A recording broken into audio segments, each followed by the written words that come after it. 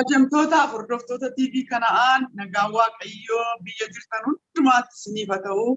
Attam jirtu baga nagaa taatanii baga nagaan dhuftanii maqaan Waaqayyoo kan eebbifameef kan galateeffame haa ta'u. Sagantaa keenya maqaa Abbaa kan Ilmaa kan Hafuura Qulqulluu sadan Waaqayyoo tokkoon jalqabneerra. Ganama kana immoo luba gaaddisaa qabadhee isiniif dhiyaadheera. Lubaa baga nagaan dhuftanii. Bagana gandu eddan. Ameen ameen maqaan Waaqayyoo haa ulfaatu. Har'as Waaqayyoo hin dubbata. Har'as Waaqayyoo waan nuun jedhu qaba. Kanaaf iddoo kana dhufuun iddoo ulfinni Waaqayyoo itti mul'atu, iddoo dubbiin Waaqayyoo itti dubbatamu waan ta'eef dubbiin kun dubbii ulfina qabeessa waan ta'eef namatu dubbatamini namatu barsiisa miti hafuura isaati. Kanaaf mee Waaqayyoon kadhannaa Waaqayyo gidduu keenyatti argamee garaa keenyatti akka dubbatuuf yeroo keenyas Waaqayyotti laannaa isa malee homaa gochuu hin dandeenyu waan ta'eef hin kadhanna Waaqayyoon. Yaa Waaqayyo abbaa keenyaa gooftaa keenyaa baay'ifnee guddifnee si galateeffannaa. Galanni ulfinni hooqubaan saganni ililleen shubbifni si duwwaadhaaf haa ta'u gooftaa. Ati hojii kee hundumaatti qajeelaadha, jajamaadha. Gooftaa koo qixxeen qabdu, gooftaa koo kan akka kee jiru yeroo kana gooftaa fuula kee duratti situ walitti nu qabe, situ nu waame. Galanni ulfinni siif haa ta'u. Nuyis fuula kee duratti argamneerra. Yaa Waaqayyo gooftaa har'a ati waan ati nutti dubbattu dhaga'uudhaaf fuula kee dura jirra. Gooftaa koo bantii Waaqaa nurratti bantee ibidda hafuura qulqulluutiin garbicha kee tuqxee yaa gooftaa afaan godhatte akka ittiin dubbattu Waaqayyo fuula kee duratti si kadhanna. Maqaa Iyesuus Kiristoosiin dubbiin kee akka nu biran darbineef gooftaa koo dubbii kee gara laafinaan sodaadhaan akka simannu akka fudhannu ittiin akka jiraannu ittiin akka tarkaanfannu gooftaa ganama kana dubbii kee nu erguun jaalala kee nuuf haa ta'u. Gooftaa koo dubbiin kee humna hojjetu iddoo keessaa qabu. Ganama kana maqaa Iyesuusiin ba'aa yaa Waaqayyo haa galagashu. Qambarii diinaa haa cabsu. Gooftaa koo kana haa ibsu dubbiin kee kuni. Dhukkubsataa haa fayyisu ganama kana dubbiin kee kun. Hidhaa haa hiiku dubbiin kee ganama kana. Gooftaa koo kan gadde haa jajjabaatu dubbii kee kanaan ganama kana. Waaqayyo furmaanni si duwwaa bira jira saba keetiif. Furmaanni si biraa nuuf haa ta'u jireenya tokko keenyaaf. Hiikamni yaa Waaqayyo gooftaa seenaa kan jijjiiru dubbii kee keessa jira. Seenaan keenya jijjiiramu. Haala jirru keessaa nu baasi, nu dammaqsi dubbii kee. Maqaa Iyesuusiin kun hundumtu akka hin taaneef yaa Waaqayyo yeroo keenya kan saamu sammuu keenyaaf yaada keenyatti kana saasu seexanniif ergamaan isaa qilleensarra taa'e lafarra taa'e lafa jala taa'e galaana keessa taa'e yaa Waaqayyo gooftaa kana nu gidduu goree nu dhoksuu kan barbaadu daangessuu kan barbaadu humna maqaa Yesuusiin hidhamee gara Si'oolitti kan darbatame haa ta'u. Humna maqaa Yesuusiin waraabamee gara Si'oolitti kan darbatame haa ta'u. Waaqayyo ati kottu gidduu keenya hurriin ulfina keetii gidduu keenyaa guutu. Ati ol jedhi nuyi gadi jenna. Maqaa Iyesuus Kiristoosiin si kadhanne. Ameen. Haleluuyaa. Maqaa Waaqayyo bara baraan kan eebbifameef kan galateeffame haa ta'u. Waaqayyo gidduu keenya jira. Tokkos lamas taatanii maqaa kootiin lafa walitti qabamtan hundumaatti ani isin gidduun jira nuun jedheera gooftaan keenya. Galanni ulfinni Waaqayyoof haa ta'u. Amma immoo hin waaqeffannaa gara faarfannaatti isin dabarsaa. Sheerii gochuun irraanfatinaa. Isinis dhuga baatota Waaqayyooti, ijoollee Waaqayyooti. Sheerii godhaa. Waaqayyo sinaa eebbisu gara faarfannaatti darbina.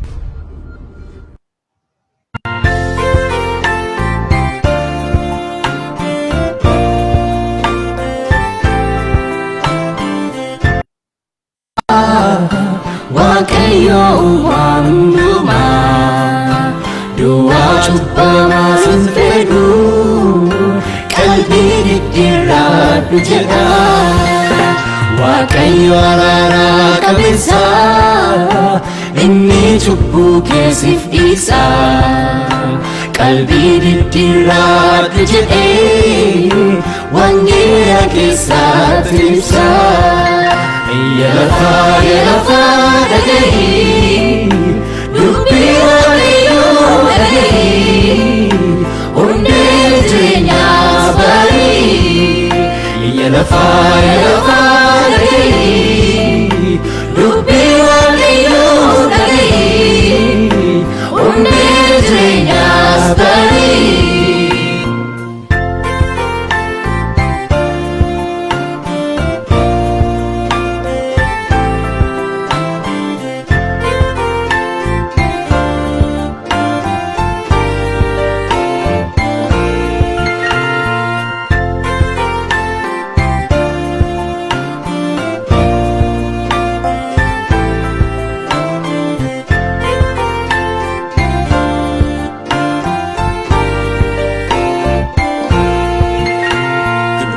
Waaqayyo dhaga'u du'aa gara jireenyaatti fooniif lubbuun gargar ba'ee guyyaa adda addaa ta'utti Waaqayyotti kan jiraatu akka dubbii dhugaasaatti gaafa hundaa gammachuu qaba Astaus biyya haaraatti yaa lafaa dhaga'i dubbii Waaqayyoo dhaga'i hundee jireenyaas barii yaa lafaa dhaga'i dubbii Waaqayyoo dhaga'i hundee jireenyaas barii.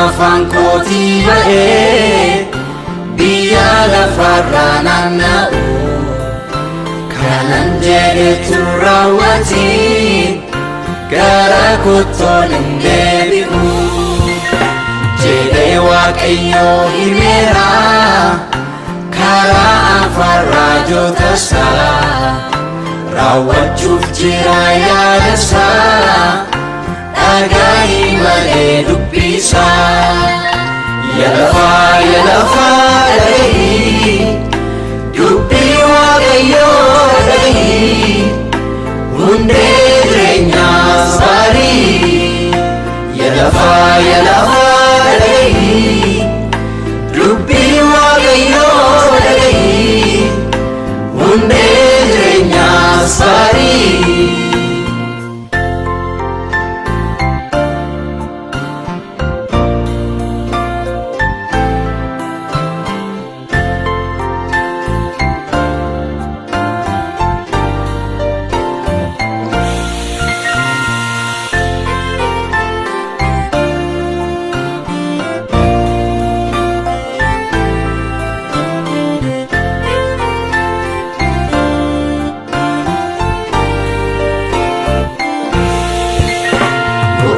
Karaadhaa dhugaadhaa inni hundumaaf jireenya adeemni kee qajeelfadhu hundee jireenyaa yaadadhu uumaa kee maaf irraanfatta badiisa maaliif hordofta dubbii Gooftaa qalbeeffadhu jireenya haaraa argadhu yaa lafaa dhaga'i dubbii waaqayyoo dhaga'i hundee jireenyaas barii yaa lafaa dhaga'i dubbii waaqayyoo dhaga'i hundee jireenyaas barii.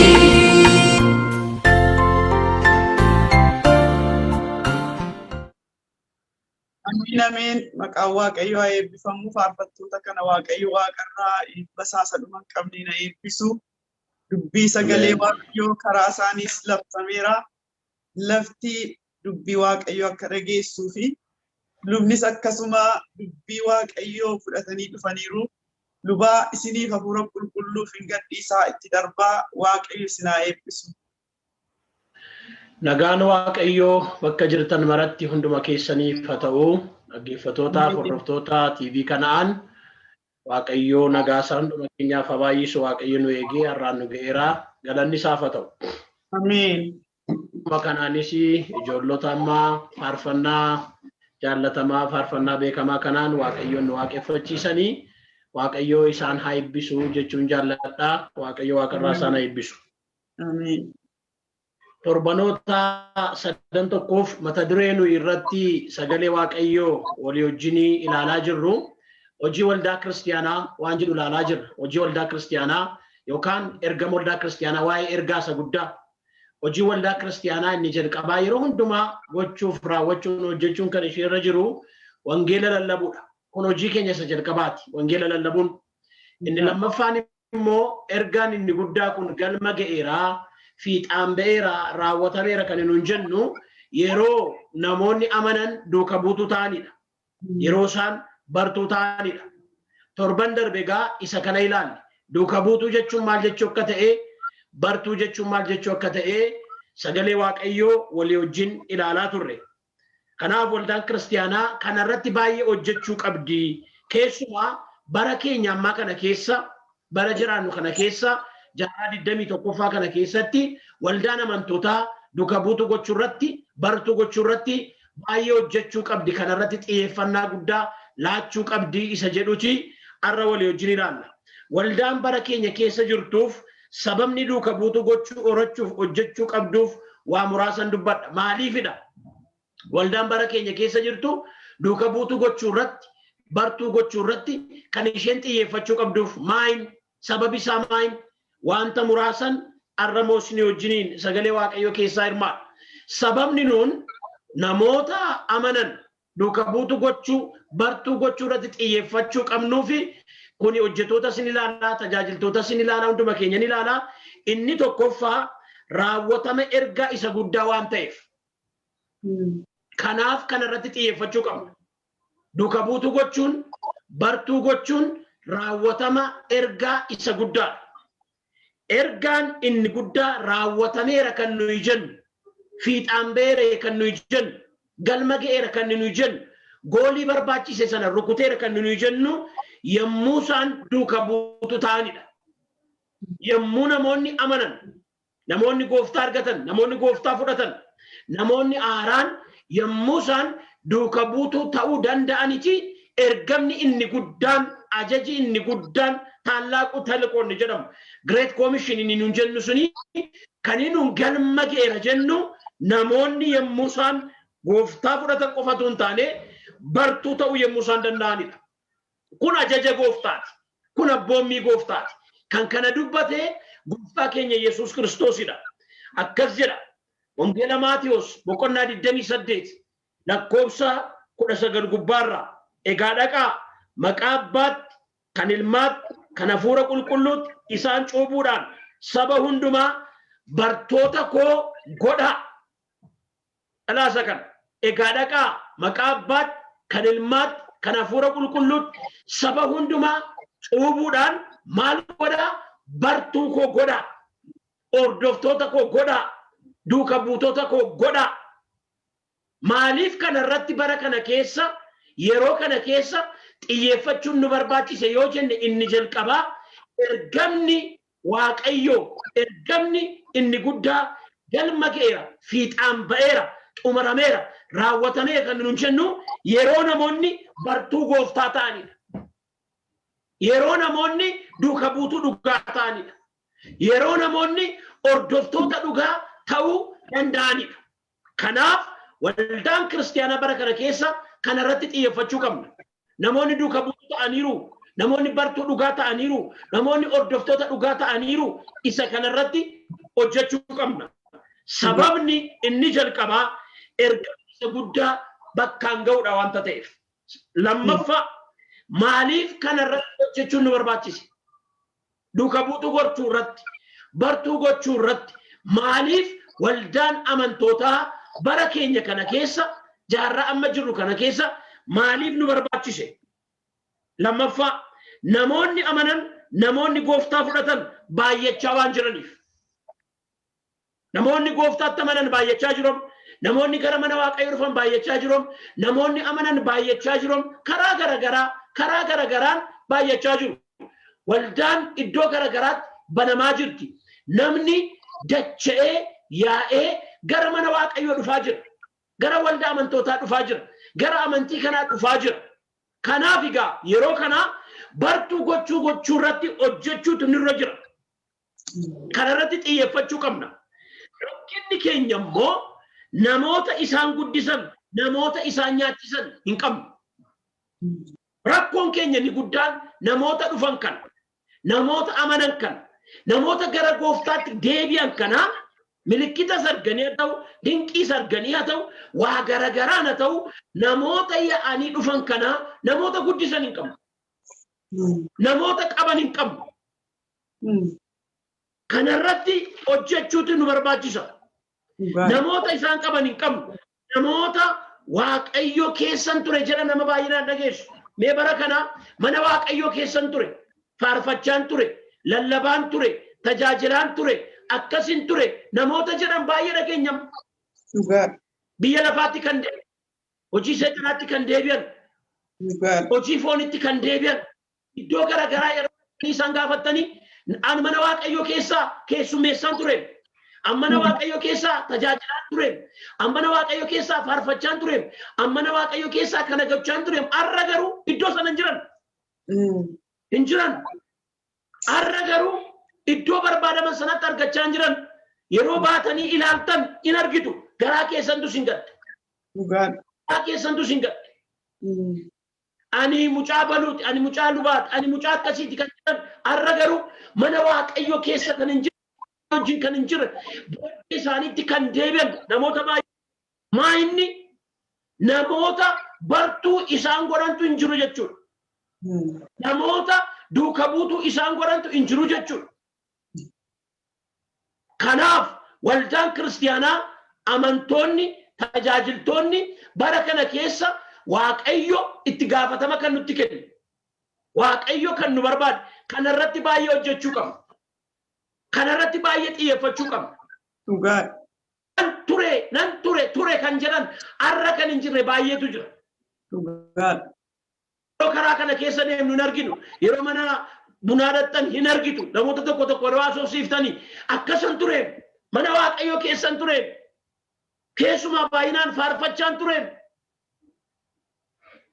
Waldaa keessa tajaajilaan ture. Hirmaannaa gochaan ture kan jedhan baay'eetu jira. Kanaaf namooti amanan baay'inaan dhufaa waan jiraniif. Namoonni mana waaqayyootti dabalaman baay'inaan dhufaa waan jiraniif. Iddoo tokko ni ilaala. Warruma musliimota kana baay'inaan utuu isaan gooftaa fudhatanii argina. Garuu eenyutu qabaa jira? Eenyutu hordofaa jira? Akkuma waaqayyo isaan barbaadu, akkuma waaqayyo isaan fulatee seexannis hin barbaada. Biyyi lafaas hin barbaada. Hojiin fooniis hin barbaada. Kanaaf kanarratti hojjechuun nu barbaachisa. Sababni waldaan kiristaanaa sammuu qullaan yaada qajeelaa na dhaggeeffadha. Sababni luboonni, paasteroonni karaa garagaraa mana waaqayyoo keessatti bobbaanee jiru kanarratti hojjechuu qabnuuf isa kanaaf inni lammaffaa. Hojiin kun nuuf, hojiin kun nu eeggata. Hojiin kun nurraa barbaadama. Kanaachi waaqayyoo itti nu gaafata. Itti nu gaafata. Oolota kana waaqayyo harka keenya keessaa barbaada. Harka keenya keessaa eega waaqayyo. itti nu gaafata waanta ta'eef hojii kanarratti xiyyeeffachuu qabna. Barumsi kun warra mana Waaqayyoo keessaa tajaajiluufis nu gargaara. Isinis itti yaadaa. Lafa jirtanitti itti yaadu. Sadaffaa maaliifidha kanarratti xiyyeeffachuun kan nu barbaachiseef? Maaliifidha waldaan kiristaanaa bartuu gochuu irratti, duuka buutuu gochuu irratti, hordoftuu gooftaa gochuu irratti kan xiyyeeffachuun barbaachiseef? Mee kanas na dhagaa. Sadaffaa bifi waldaa kiristaanaa inni dhugaa waan badaa jiruuf. Randeebiya jechan bifi waldaa kiristaanaa inni dhugaa waan badaa jiruuf.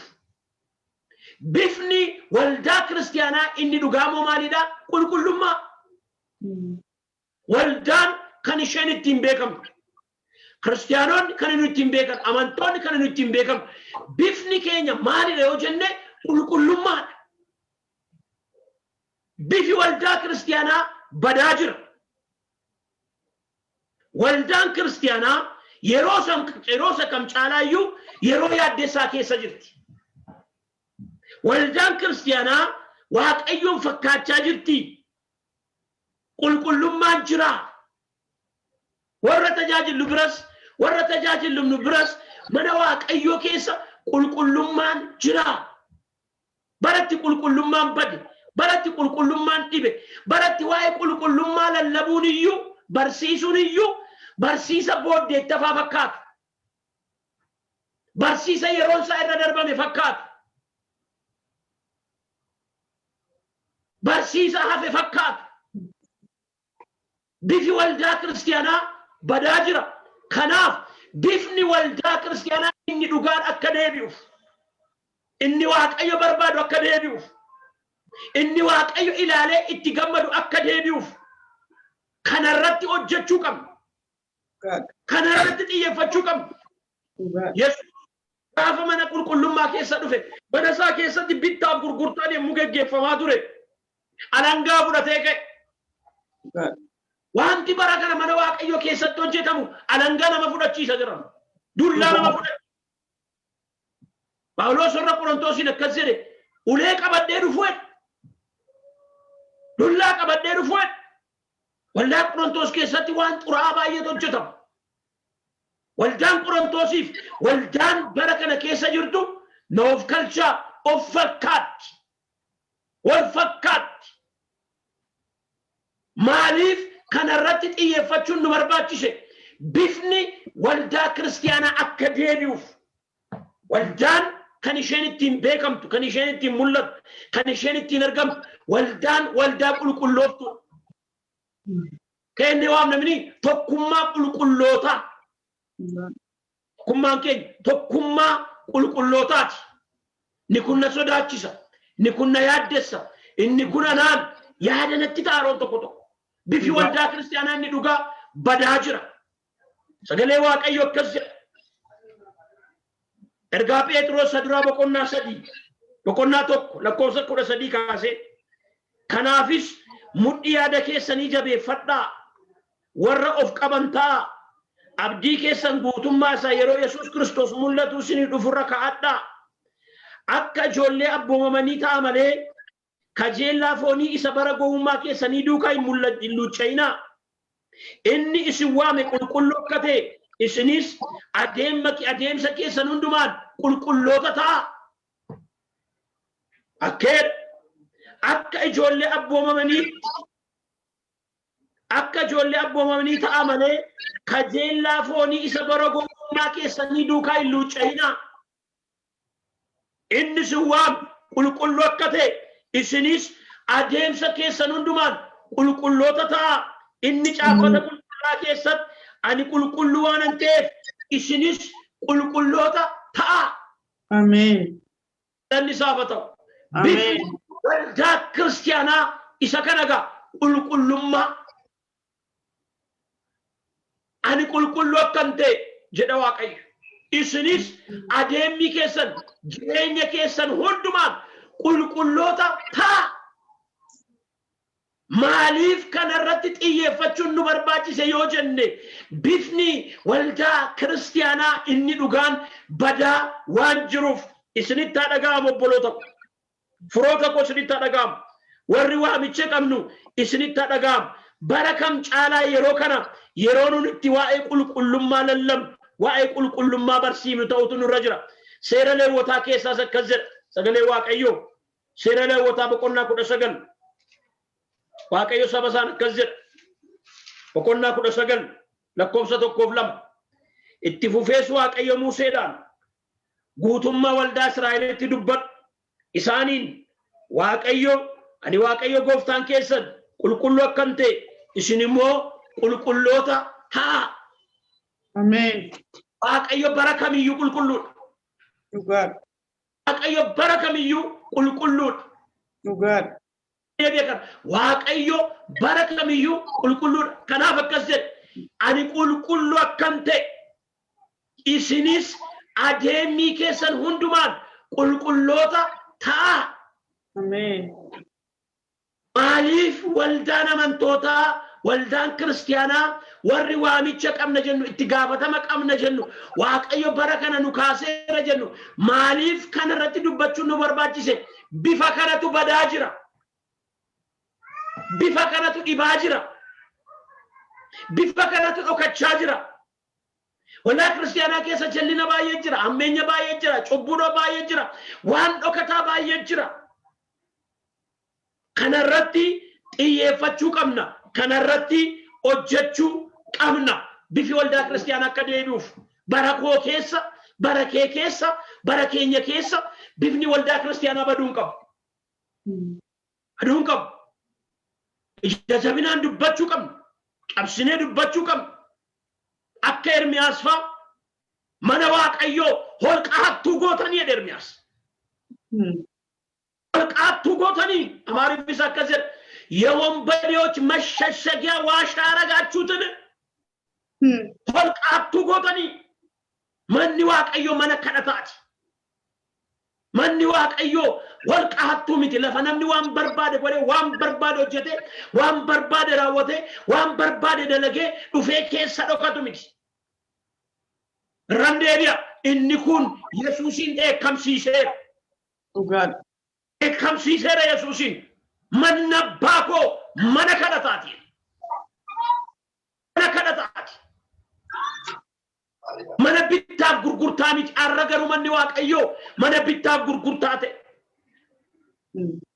Mana wanti hin taane keessatti hojjetamu ta'e. Miidiyaarra jirra waan baay'ee isaa gadi baafnee dubbachuun fafa ofii ala baasuun mudoo ofii ala baasuun isin qaaneffachiisa isin saalfachiisa. Maaliif kana irratti hojjechuun nu barbaachise? Waaqayyo inni nu waame qulqulluudha jaran. Ameen. Qulqulluudha. Himbadiin ituuti jirtu himbadiin manni Waaqayyootu hin jiru ituunu hin jirru manni Waaqayyoo himbadiin dubbachuu qabna barsiisuu qabna namoota duuka buutuu bartuu gochuu irratti xiyyeeffachuu qabna. Warri tajaajilu si ceesisaa si guddisaa si dabarsaa nama si godhaa balbala si bana isa jedhu qofa lallabuun nurra hin jiru. Dhugaadha. Attamitti si ceesisa attamitti si guddisa attamitti si dabarsa attamitti si eebbisa attamitti nama si godha. Isa jedhu sitti agarsiisutu nurra jira. Waanuma sammuu namaa gammachiisu waanuma garaa namaa gammachiisu waanuma niira namaa gammachiisu qofa dubbachuun qabnu. Dhugaadha. Maaliif kana irratti xiyyeeffachuun nu barbaachise? Arfaffaa maaliif kana irratti waldaan xiyyeeffachuun ishee barbaachise? Namooti yookiis tajaajiltoonni itti gaafatamaa fuudhan dhabuutu baay'ataa jira. Bara kana keessa amma namoota itti gaafatama fuudhan hin qabu. Itti gaafatama fuudhan immoo namoota galmaan ga'an hin qabu. Itti gaafatama fuudhuun kan biraa, itti gaafata galmaan ga'uun kan biraa. Akkeedha Phaawulos Ximootiyoosin namoota amanamoo warra adaraa kana eeguu danda'anitti itti kennie. Amanamoo namoota itti gaafatama fuudhanii itti gaafatama galmaan ga'antu dhibamaa jira. Kanaaf hojjetoonni kanarratti hojjechuu qabna. Hojjetoonni akka baay'ataniif hojjechuu qabna. Leenjisuu qabna. Maaloo sammuu qullaan na dhaga'a namoonni theoloojii baradheera digrii isaan qaba, maastersii isaan qaba, PhD isaan qaba. Warri jennu hojjettoota leenjisaa barsiisaa achi as ba'aa. Goluma keessa teessanii koomentiin laatiinaa. Barsiisa dhugaa qabadhaati achi as ba'aa. Carra argametti fayyadamaa itti maa'ibaa. Barsiisa sobaa maaliin moona? Barsiisa dhugaa barsiisuudhaan. Mormuudhaan miti, irratti haasa'uudhaan miti. Dhugaa barsiisuudhaan soba moona. Dhugaan. Dubbachuudhaan soba moona. Dhugaan. Kanaaf achi as ba'aa leenjisaa. Namoota qabuun hin danda'amne. Namooti itti gaafatamaa qaban baay'een isaanii hin jirani. Kanaaf waldaan kiristaanaa yeroo isa kam caala kana irratti hojjechuu qabdi. Hojjettoonni akka baay'ataniif. Kuni kadhata gooftaa ture. Gooftaan kana kadhadhaa jedhe. Wangeela Luqaas boqonnaa 10. Yesuus kana irratti kadhadhaa jedheera.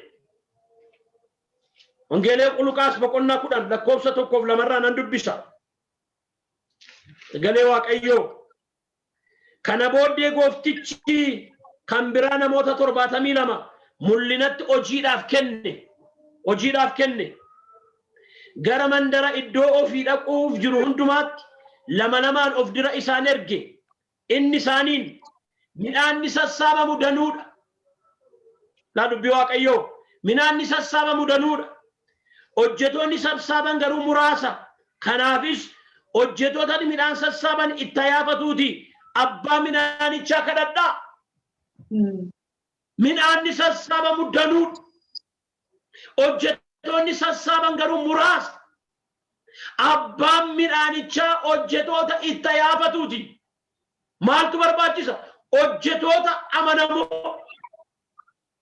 Hojjettoota itti gaafatama baatan, itti gaafatama fuudhan, itti gaafatama ba'anii fuudhan kanamoo galmaan ga'uu danda'an akka inni baay'ifatuuf kadhadhaa. Maaliif kana irratti hojjechuun nu barbaachise? Bara kana namni baay'een hojii Waaqayyoo baqachaa jira. Hojii Waaqayyoo irraa gara booddeetti deebi'aa jira. Hojii Waaqayyoo irraa gara booddeetti deebi'aa jira. Maaliif rakkina sodaate, jireenya sodaate, haala ulfaataa sodaate? Kanaaf kana irratti xiyyeeffachuun nu barbaachise. Shanaffaa maaliifidha bara kana keessaa waldaan kiristaanaa kana irratti hojjechuu kan isheen qabduuf? Kana irratti xiyyeeffachuu kan isheen qabduuf? Kana irratti hojjechuu kan isheen qabduuf maaliif? Dhagaa dhaloota nu booddeen dhufaniif bu'uura kaa'uudha. Duuka buutuu gochuun galanni isaaf haa ta'u. Dhaloota dhufuuf bu'uura kaa'uudha. Duuka buutummaa irratti hojjechuun, duuka buutummaa irratti xiyyeeffachuun, bartuu irratti hojjechuun dhaloota dhufuuf bu'uura kaa'aa jiraachuudha. Dhaloonni kun dhaloota dhufuuf hundeedha. Dhaga'i dhaloota nu booddeen dhufuuf hundeedha nuun. Bu'uura nuun. Dhalooti dhufu irratti hojjennu taanaan maal akka fakkaatu nama yaachisa obboloota. Nama sodaachisa obboloota. Isin amma warri biyya gurguddate keessa jirtan beektu waldaan kiristaanaa irra waan isheen fakkaattu. Caaba qulqulluu keessa akkas jedha. Dhaloonni gochaa Waaqayyo Israa'eliif godhe hin beeknetu ka'e. Waan Waaqayyo gochaa ture dhaloota hin beeknetu ka'e. Dhaloota akkasii immoo maal ta'e? Gadhiisii ta'e. Gadhiisii ta'e. Maaltu uumame? Generation gap isa jennutu uumame. Dhaloota dhufuuf bu'uura hundeedha waan taaneefi haara'uu qabna nus. Haara'uu qabna nus. Jijjiiramuu qabna nus. Deemuu qabna nus. Nuun fakkeenya godhatu. Nuun nu ilaalu. Caafni qulqulluun isa akkas jedha. Isin caaffata dubbifamtaniidha. Nu dubbisu namoonni. Nu dubbisu. Waaqayyo garaa ilaalanna. Waaqayyo garaa duwwaa ilaala miti beerana. Namni immoo ala keenya ilaala. Namni immoo ala keenya ilaala. Fata keenya ilaala. Jireenya keenya ilaala. Haasaa keenya ilaala. Adeemmi keenya ilaala. Karaa hundumaan fakkeenya ta'e Phaawulos Xiimotewoosin yommuu gorsu. Dhaloota har'aas haara'uu qabna. Nuyi maal gochaa jirra waldaa keessatti? Nuyi maal hojjechaa jirra waldaa keessatti? Akkamitti mana Waaqayyoo kana geggeessaa jira? Akkamitti iddoo aarsaa qabaa jira? Attamitti jiraachaa jira? Yommuu dhufu maal nurraa baru? Maal nurraa? Jaalalaa, tokkummaadhaa, waliigalteedhaa, kadhannaadhaa, moo jibba, moo wal irratti ka'uudha, moo wal miidhuudha, moo maqaa wal balleessuudha, moo wal diiguudha, moo gargar ba'uudha? Yaa'ii keenya yeroo hirmaatan maal nurraa baru? Maal nurraa baru? Dhaloota irraa dhaloota dhufuuf bu'uura hundeedha. Yoo nu Waaqayyoon fakkaanne isaanis sanuma duukaa bu'u. Yoo nu Waaqayyo duukaa bu'ne isaanis Waaqayyo duukaa bu'u. Kanaaf dhaloonni har'aas haara'uu qabna. Dhaloota dhufuuf itti gaafatamna waanta ta'eef. Itti gaafatamna. Tadhuma sajaaffaa dubbadheen isinitti deebisa. Maaliif kanarratti xiyyeeffachuun nu barbaachise? Bartuu gochuu irratti, duuka buutu gochuu irratti maaliif xiyyeeffachuun nu barbaachisa? Hojiin gooftaa keenya Yesuus Kiristoos xiyyeeffannaa guddaa itti kennaa ture waan ta'eef. Hojiin kun hojii Yesuus Kiristoos xiyyeeffannaa guddaa itti kennaa turedha. Bartuu gochuun, duuka buutu gochuun xiyyeeffannaa guddaadhaan hojjechaa ture Yesuus kanarratti. Marqos boqonnaa 10 lakkoofsa 45 galee Waaqayyoon dubbisa. 10:45 waa'ee ergama Yesuus yommuu dubbatu, maaliif akka dhufe yommuu dubbatu akkas jedha. Marqos boqonnaa 10 ifama lakkoofsa 45.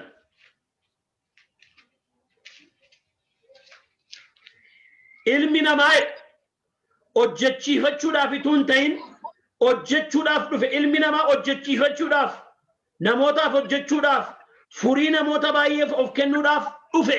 Ilmi namaa hojjechiifachuuf hin dhufne. Yesuus hojjechiifachuuf hin dhufne.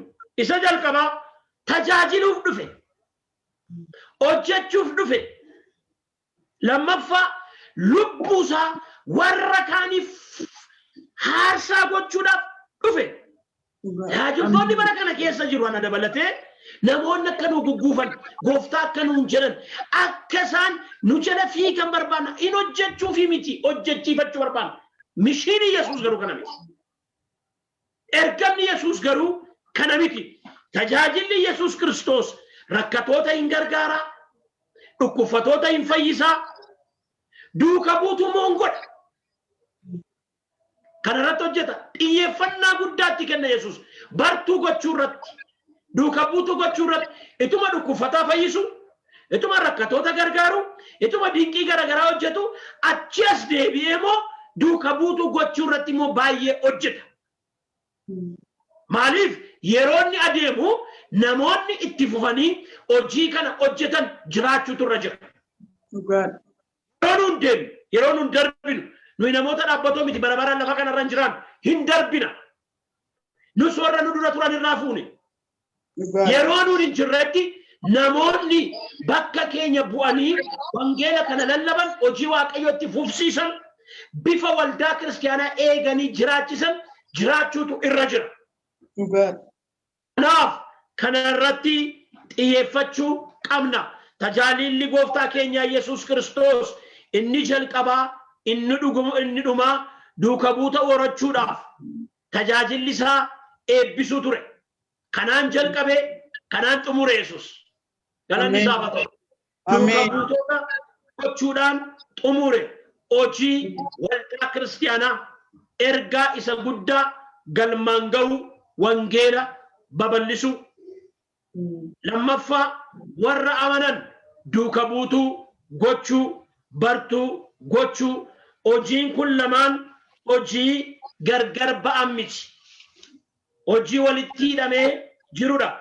Hojii hunduma keenya ilaallatudha. Yesuus takkas jedhe, irra deebi'een ergaan gaafa jalqabaa dubbisee jalqabe dubbisa. Wangeela Maatiyos boqonnaa 28.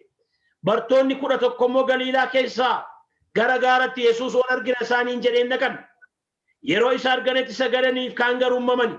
Yesuus immoo gara isaaniitti dhiyaatee gooftummaan hundinuu waaqa irratti lafa irratti anaaf kennameera. Egaa dhaqaa maqaa Abbaaf kan Ilmaa kan Hafuura Qulqulluutti isaan cuubuudhaan saba hundumaa bartuu koo godhaa. Waan ani isin abboome hundumaa eeguu isaan barsiisaa. Kunoo ani immoo amma dhuma baraatti guyyaa hundumaa isinii wajjiniinan jiraa jedhe Yesuus. Yeroo isin hojii kana hojjettan ani immoo isinii wajjiniinan jira. Maaliif waldaan kiristaanaa kanarratti hojjechuu qabdi? Kanarratti hojjechuun ishee barbaachise. Waa ja'an dubbadhe. Tokkoffaa raawwatama ergaa isa guddaa waan ta'eef. Lammaffaa namoonni amanan, namoonni gooftaa fudhatan baay'achaa waan jiraniif. Sadaffaa bifi waldaa kiristaanaa inni dhugaa badaa waan jiruuf qulqullummaan. Arfaffaan namooti yookiis tajaajiltoonni itti gaafatama fudhatan, itti gaafatama ba'an dhabamaa waan jiraniif. Shanaffaa dhaloonni nu booddaan dhufu, dhaloota nu booddeen dhufuuf bu'uura kaa'uudha waanta ta'eef. Ja'affaa hojii Iyesuus Kiristoos xiyyeeffannaa guddaa itti kennee hojjete waanta ta'eef. Kanarratti cimsinee hojjechuu qabna. Akka kana goonuuf Waaqayyoo ayyaana isaa nuuf baay'isu daqiiqaa muraasa kadhanna. Yaa Waaqayyo Abbaa, yaa Waaqayyo Ilmaa, yaa Waaqayyo Hafuura Qulqullu. Sagalee kee karaa kana nu barsiisuu jaallatte. Karaa kana nutti dubbachuu jaallatte. Karaa kana nuuf erguu jaallatte. Maqaa gooftaa keenyaa Yesuus Kiristoosiin galanni siif haa ta'u. Ameen. Sin kadhadha. Namoota karaa TV kanaa, karaa YouTube, karaa yaa Waaqayyo FB karaa garagaraa dubbii kee kana dhaga'aa jiraniif dubbii dhaga'an kana anis obboloottonnis tajaajiltoonnis hojiirra oolchuu akka dandeenyuuf ayyaanni kee waliin waa gargaaru. Humni kee waliin waa gargaaru. Yaa Waaqayyo nu gargaari. Hojiitti waamamne kana, itti gaafatamatti waamamne kana, dirqama nutti kenname kana, adaraa nutti kenname kana, galfata nutti kenname kana galmaan ga'uu akka dandeenyuuf yaa Waaqayyo ayyaanni kee nu haa gargaaru. Ayyaanni kee nu wajjin haa ta'u. Ayyaanni kee nurraa addaan hin ba'in. Sagaleen kun immoo namoota irratti hojii haa hojjetu. Yeroo kana yaa Gooftaa iddoo jiranitti namoota kadhannaa barbaadaniif sin kadhadhaa. Wanti isaan lolu irraa haa rukutamu. Wanti gaaffii itti ta'e hundinuu deebi'aa argatu. Wanti jireenya isaanii qabee jiru hundinuu maqaa Yesuus Kiristoosiin jireenya isaanii gadhiisee haa deemu. Yaa Waaqayyo wanti isaan sodaachisu, wanti isaan yaaddessu maqaa gooftaa Yesuus Kiristoosiin dura isaaniitti haa rukutamu. Kuma kana moo yaa Waaqayyo si kadhanna. Biyya keenya yaadadhu, biyya keenya ilaali, biyya keenya wajjin ati ta'i. Addunyaa raafamaa jirtu kan, addunyaa jeeqamaa jirtu kan, addunyaa garatti gortu wallaalte kanatti yaa gooftaa wangeela lallabna, dhugaa baana, dubbii jireenyaa kana himna, furmaata taana, ayyaanni kee nu haa gargaaru. Warra hojii kana hojjetan ati eebbisi, warra TV kanarra tajaajilan ati eebbisi, karaa TV kanaa yaa Waaqayyo ati hojii kee yeroo hundumaa hojjedhu waan nu barsiisteef, waan nutti dubbatteef, yaada kee waan nu millifteef, yaa Waaqayyo kanarratti akka hojjennuuf yaa gooftaa waan nutti dubbatteef si haa galatu. Nu wajjin ta'i yeroo keenya hafe nuuf eebbisi. Maqaa gooftaa maqaa Yesuusiin. Ameen. Eebbifamaa. Ameen. Waaqayyo waaqarraa eebbasaa sadhuman qabneen dachaa gooftaan bara keessan jireenya keessana eebbisu lubaa. Barri jireenya keessanii haa eebbifamuu waan jettaniin dhabinaa ammayyuu mul'ata kana dibata kana isin irratti dachaa haa godhu Waaqayyo dhala keessanii hidda dhaloota keessanii haa qabatu ayyaanni kuni. Hagar badhaalu Waaqayyo immoo bara keessana eebbisu humna isaa isinii dabalee fayyaa guutuu nagaa guutuu isiniif kennee hinaaffaa sin mana Waaqayyoof qabdan kana hinaaffaa sin hojii Waaqayyoof qabdan kana itti dabalee isinii na hojjetu Waaqayyo lafa garaa isaatiin isin haa ga'atu ulfinaaf isin haa godhu ibsaa gaararraa isin haa godhu furmaata isin haa godhu lubaa manni keessan maatiin keessan eebba waaqarraaf lafarraan kan eebbifamtan ta'a eebbaaf ta'a. Ameen, ameen, ameen, ameen. Ameen. Maqaa Waaqayyoo kan eebbifame haa ta'u saba Waaqayyoo kan waliin turtanii Waaqayyo sinaa eebbisu jennaa. Dubbiin kun dubbii yerooti. Dubbiin kun akkasumattiin wanta bira darbamu miti. Tarkaanfii irratti fudhatamuu kan qabudha dhugaadhumatti waldaa keessatti keessumaa kuni dubbii cimaadha. Egaa dhugaa kan baatan jirtu gooftaa Yesuus Kiristoos gooftaa akka ta'e kan labsitan jirtu. Erga labsitanii dhugaa kana barsiistanii booddee immoo duuka buutota akka ta'aniif gara waldaatti akka isaan ergitanii iddoo garaa garaatti luboota wajjin akka wal argisiiftanii isa kanas irratti hojjechuu qabdu. Luboonnis warri itti gaafatamummaan isinirra jiru kana hundumaa irratti tarkaanfii fudhattanii hojii kana akka oolchitanii Waaqayyo ayyaana isaa isiniif baay'isuun jedha. Ayyaana isaa nuuf baay'isu. Waaqayyo immoo nu gargaara. Maqaan Waaqayyo kan eebbifame haa ta'u. Egaa gaaffii yoo qabaattanii kadhannaa yoo barbaaddan iimeelii keenyaaf bilbila keenyaan nu quunnamuu dandeessu. Waldaatti illee kan hin qabamin yoo jiraattanii nu quunnamaa. Waaqayyo maqaan isaa kan eebbifame haa ta'u. Yeroo eebbaa qabaadhaa, fayyaa guutuu, nagaa guutuu isiniif haa kennu. Jireenyi keessan barri keessan eebbifamu, dhiigni Kiristoos sinaa golbobu. Yeroo eebbaa qabaadhaa isiniin jenna. Sagantaa kana fakkaatu nama deebinee wal arginutti nagaa Waaqayyoon nuuf turaa. Faarfannaa kanaan nagaa isinitti dhaamna.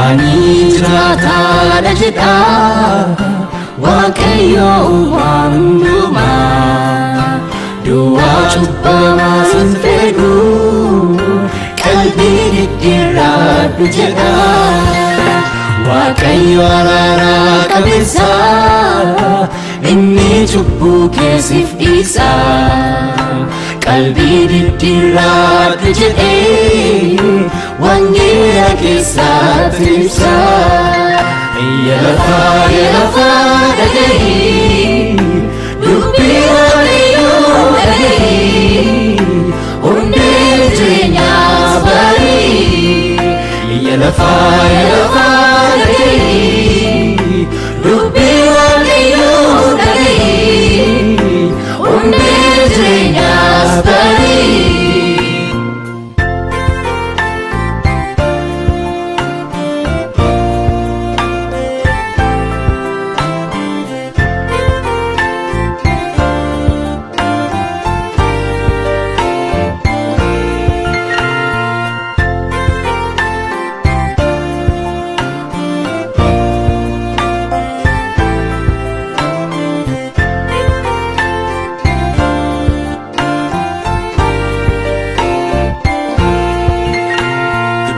Waaqayyo dhaga'u du'aa gara jireenyaatti fooniif lubbuun gargar ba'ee guyyaa adda addaa ta'utti Waaqayyotti kan jiraatu akka dubbii dhugaasaatti gaafa hundaa gammachuu qaba as ta'us biyya haaraatti.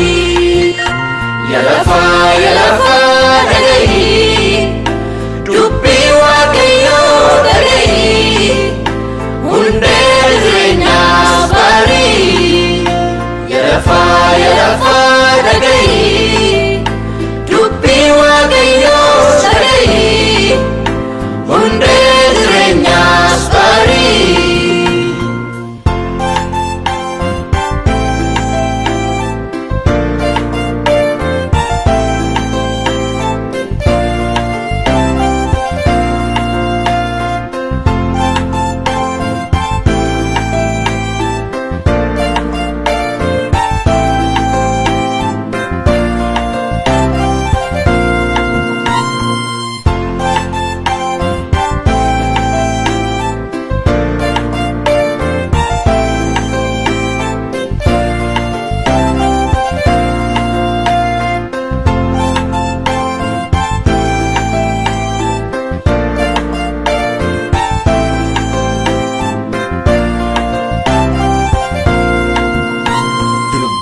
Afaan kootii ba'ee biyya lafarraa naanna'u kanan jedhetu raawwatiin gara kottoon hin deebi'u jedhee Waaqayyo himeera karaa afaan raajota isaa raawwachuuf jira yaada isaa dhaga'i malee dubbii isaa yaa lafaa dhaga'i dubbii Waaqayyoo dhaga'i hundee jireenyaas barii yaa lafaa dhaga'i dubbii Waaqayyoo dhaga'i hundee jireenyaas barii.